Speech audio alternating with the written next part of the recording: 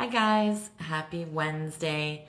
I know it looks like I'm completely sitting in the dark, but that's why I'm saying at my new place, it's hard for anywhere for lives because there's so many windows and obviously nighttime they're dark and there's no curtains on those windows so I can't shut them.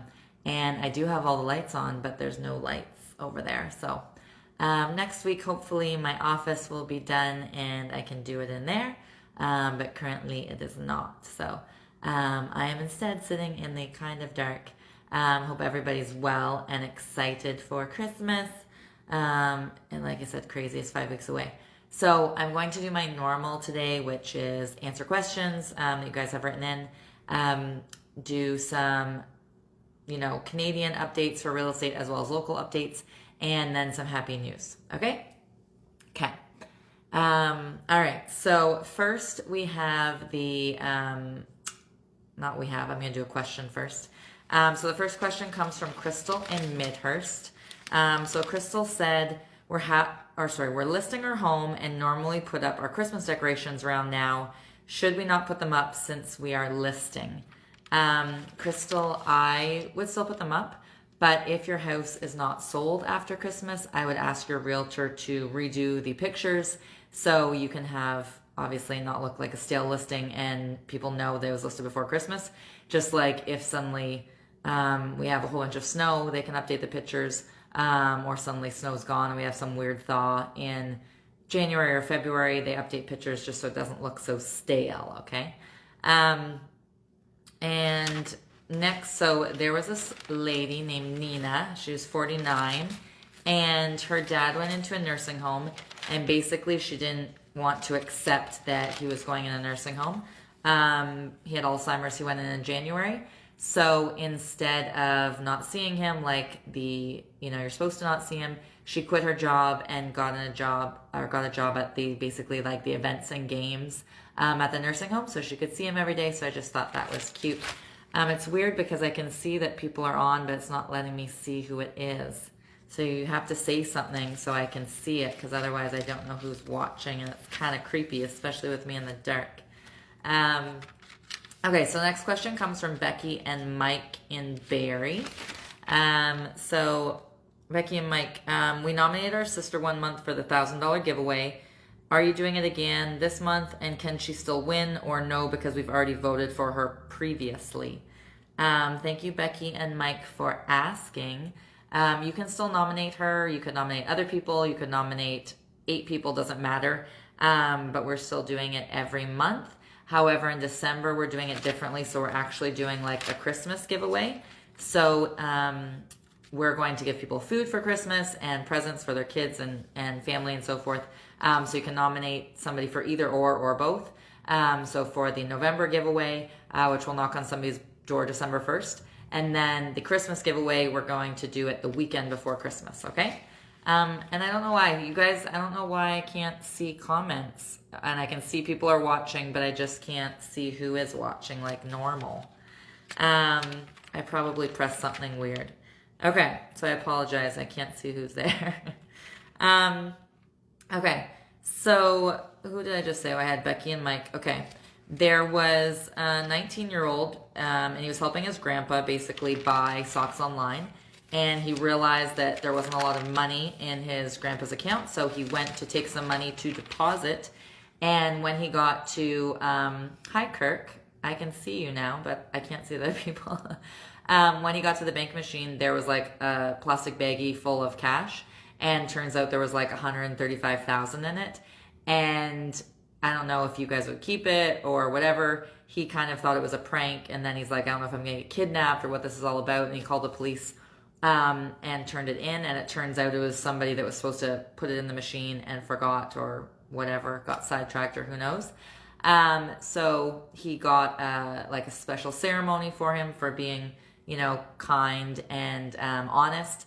And he got like tons of things from restaurants nearby and sporting events and so forth. They gave him like lifetime, come to their football games and their soccer games and so forth. And he also got a job at the police station. So I just thought it was cute because most people obviously would keep it. Hi, Dakota. Okay. I'm glad now I can see people a little bit, but I can't fully see them. Hi, Tiff. Okay. So the next question is from Tammy in Stroud. And Tammy said, do you think the market's going to cool down? And if so, when and by how much? Thank you, Tammy, for asking. It can't, to be honest, stay at this, level and speed forever because it's just going up so much. But for example, with the second wave, currently things are still open. Hi, Justin. Things are still open. So if they continue to stay open, so say for example, the second wave is crazy bad and everything closes and people can't work from home and they don't let them defer their mortgages and so forth, then obviously that'll affect the market. But if they just keep things open and people can work from home or, work at work but with masks and so forth, then the market's still going to continue and it's not going to lull in Christmas time like it normally does. It's going to keep at a good speed. And the amount of people, over 400,000 are supposed to come every single year for the next 3 years, new immigrants to Canada and Ontario, etc. It's just going to propel it even further. And obviously the interest rates being less than 4. So not unless there's something crazy in the second wave. No, they're not going to cool down and by how much, unless that crazy thing happens, and then I don't know. Okay? But thank you for asking. Okay. Who was that? That was Tammy. And then I have one more thing before I do my real estate stuff. So there was a 12-year-old boy in Iowa. And he, there's been lots of storms there or whatever. And basically his best friend, his birthday party was canceled because his house, parts of it, got destroyed. So this little boy decided from some of the trees that had fallen down, he would make a baseball bat for his best friend because that's his favorite sport. So he did that. And then anyway, some people got, word of it and social media and they asked for bats and stuff. So he's selling them now and he's giving all the money to relief funds for people that have had, lost their homes or damage to their homes and so forth since the storms, which was in August. And he sold over 1,500 bats and put all the proceeds towards that. So I thought it was cute for this little boy. So now I'm going to do real estate. Hi, Tiff. And again, for those that didn't hear, we're doing our $1,000 giveaway that we always do on the first of every month. However, in December, we are doing Christmas giveaways for multiple families. So you can, normally for the $1,000 giveaway, you have to nominate somebody else. But for the Christmas giveaways, you can nominate your own family, you can nominate another family, you can nominate both. People that you think are in need that maybe can't have as good of a Christmas this year as they would like to, and send it all in, and then we will surprise people with food and turkey, and I don't cook, so I have to figure out potatoes, stuffing, whatever's Christmas related, pie, and all the presents. So we'll get a list of people in the family and kids and ages and stuff. So we're going to do that to multiple families. So that is in December. So the weekend before Christmas, we're going to surprise a bunch of families for that. So you guys are welcome to nominate people. And it's no relation to Cripps Realty. They do not have to be a client of ours. And so far, nobody that's won in the past has even been a client. Anyways, so November giveaways, the $1,000 is still up, and that's December 1st. We'll do that, as well as the Christmas giveaway. And even though it's November, you can nominate for both right now. Okay. And you can nominate multiples. You can nominate 50 if you want. Okay. Hi, Allie. So for real estate, I'm going to do a bit of both local and, Canada-wide. So last week I did a lot of local stats, but this week I was going to do a little bit more on Canada at the beginning. So Canada saw another gain over last month. So they did October as a whole, obviously, as opposed to October 2019. So Canada's up 32.1% over last year's October, which is amazing. And last month there were 15.9% more homes for sale, but yet the sales were still up 32.1%, even though more homes were listed, which earlier in the year we had less listings, and now we're having more, and there's still more selling, so that's great. And Toronto was up 36.4% more listings, so that was great as well. And then home renovations continue to be on the rise in Canada, specifically Ontario. So basically 47% of people say they have renovated some part of their home since the pandemic started. Over 50% said that they've done something to their outdoor space, whether that's decking or landscaping or so forth. Pools are up over 600%, which is insane. So it'd be good to be in the pool business right now. 20% of people said they spent at least $20,000 on renovations on their property since COVID. A quarter said they did the renovations because now that they're at home a lot more, they realize their space doesn't fit them well. So that's why they're doing it. 21% of people said they're taking their vacation money and putting that into their house, which I've also noticed too, because money I'm normally spending on traveling, I'm not. So I've been putting that into my properties. And I also moved twice actually in 2020. 80% of people say they're still going to do more before the end of all of this. And as a whole in Canada, again, I'm jumping around, there's been over 460,000 homes sold in Canada, which is up 8.6% over 2019, the exact same time. So the first 10 months of 2019 versus the first 10 months of 2020. And even though this year is obviously not over, so far the numbers are showing that this is going to be a record year. So that is crazy and amazing. Like, it's a pandemic, but yet it's going to be most likely the strongest year on record so far. So crazy. And Canada as a whole, 74.3% of the homes listed so far in 2020 have sold. And last year, only 54.1% of the homes in Canada sold. Okay, so 74.3% this year in the pandemic have sold, 54.1% sold last year. The average house in Canada is now just over 607,000, which is up over 15.2% over last year. And if you want a free house, there's a lady, I'm not giving away a free house, sorry.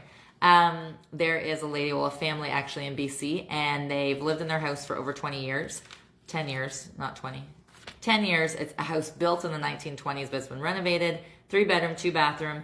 And basically this family loves this area and they want to stay there, but they want a 2-story because now their family's bigger. So if you come and take their house away, and it's estimated to be about $150,000 to do that, if you take their house away, then you can have it for free. So if you have $150,000 and you want to do a road trip to BC, there is a free house waiting for you. Okay, so even though obviously we're in the second wave of COVID and numbers are continuously climbing, unfortunately, the real estate market hasn't been affected by it. So super hot market, not expected to slow down at this time like it normally does. Like normally the last 2 weeks of August are slow every year. And around this time till about February are slow because people are busy with Christmas. And then after Christmas, they're still kind of not in the real estate game and piles of snow, etc. But this year it's not expected to slow down at all. For example, we had a house the other day on Edge Hill, got 5 offers, sold for $46,000 over asking. We had another house in the East End. It had 11 offers and sold $81,000 over asking. We had buyers the other day out in Mulmer. Yes, that was yesterday actually. And they paid $60,000 over asking for a teardown. So the market is still hot and people are still holding offers and it's still working. So anyways, that is the market. And so last week when I said about Simcoe County, but another thing besides Canada, they have the big 3, they say, so like Vancouver, BC, and Montreal. So all of them, those cities were also up double digits. So Toronto was up 25.1% in their numbers of homes sold compared to last year, the exact same time. Their average detached house is now just over 1.2 million. The condo market didn't go up as much and obviously has been a softer market, but they did go up 0.7%. So their average is now 622,000 for a condo in Toronto, even though obviously Toronto's a hot spot right now and they're still going up. Vancouver experienced their second highest October in history. So they went up 29% over last year's number of homes sold, and their average sales price is up 6% over last year. And Montreal jumped the most, which was 37%, and their condos went up crazy to 16%. And then their detached sales price jumped 21%. So 37% more homes sold thus far this year. And the average sales price was 21% higher, okay? Yesterday, there was somebody at the National Bank, like an economist there or whatever, and he basically said the second wave of COVID, I'm looking at his exact words, the second wave of COVID has let no air out of this market's tires, and it is still continuously going. Like I said, the immigration is supposed to be more than 400,000 people every single year for the next 3 years is obviously fueling it. And then those people obviously have to live somewhere, whether that is they're renting or they're owning. They're renting, it helps landlords. They're owning, obviously it helps people who want to move elsewhere and obviously want a bigger pool of buyers, so they're more in the driver's seat. Hi Tyler. Hi Scotty. It's been weird today on my thing there, but hello. Okay, so besides the record low interest rates, they actually think that they're still high because they think they have like a built-in COVID protection kind of layer. So they're actually expected to go even less, which is crazy. And then in the past 2 weeks, hi Tyler, in the past 2 weeks, so this exact same 2 weeks, 2019 versus this year, okay? So in 2019, there was 415 listings in the past 2 weeks in Simcoe County.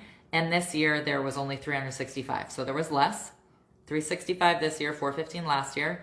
But last year, of the 415 that were listed, only 303 sold. And this year, of the 365 that were listed, 379 sold. And I know that people will say, how did more sell than were listed? Because that was the 365 were just the new listings, but there were still old listings, right? So 379 sold, 365 were new listings, plus there were some old listings, okay? So crazy, past 2 weeks. And the average sales, not the average sales, that was up 25.1%. And then last year, those same 2 weeks, the average sales price was just over 500,000, 500,818. That's why I don't say the other parts. Just over 500,000. And this year, the past 2 weeks, the average sales price was 648. So 500 to 648. So if you bought a house last year for 500, there's an incredibly good chance it's worth around 650. Just crazy. So in a year, you made 150,000, okay? Which is up 29.4%. So yay for everybody who owns homes. In the last 7 days in Barrie, there's been 37 new listings, 20 sold conditionally already, 59 sold firm. And again, if there's only 37 listings, how do 59 sell firm? It's because just because there's new doesn't mean there's not some older ones, okay? And then 50 people got keys. So those are people that bought previously in like August, September, etc. They got keys to their properties. In condos in the last 7 days, which is, I am in a condo right now in the black darkness. There's been 13 new listings, 9 conditionally sold, 12 people bought firm, and 15 people got keys. And in ESSA in the last 7 days, there's been only 10 new listings, 10 sold firm. Again, some could have been older ones or those newer ones. 9 people got keys who previously bought. And in Innisfil, there's been 11 new listings in the past week. 9 conditionally sold, 14 sold firm, and 14 people got keys. I'll do one more and then I'll go back to questions. So in Oro in the last 7 days, there's been 5 new listings, 8 conditionally sold. Again, not just of new, can be old. And 9 sold firm and 12 people got their keys. Okay? So just a reminder of the Christmas giveaways that we're doing now. So giving people Christmas, which includes food and presents and multiple families. You can have no relation to Cripps Realty, and not to say we prefer that you don't, but you don't have to have any relation to us or know us whatsoever. And you can win a free Christmas for yourself or somebody that you think is in need that you want to nominate, okay? As well as nominating people for the $1,000 giveaway for November that we do every month. Okay. So this question comes from Mike in Penetang.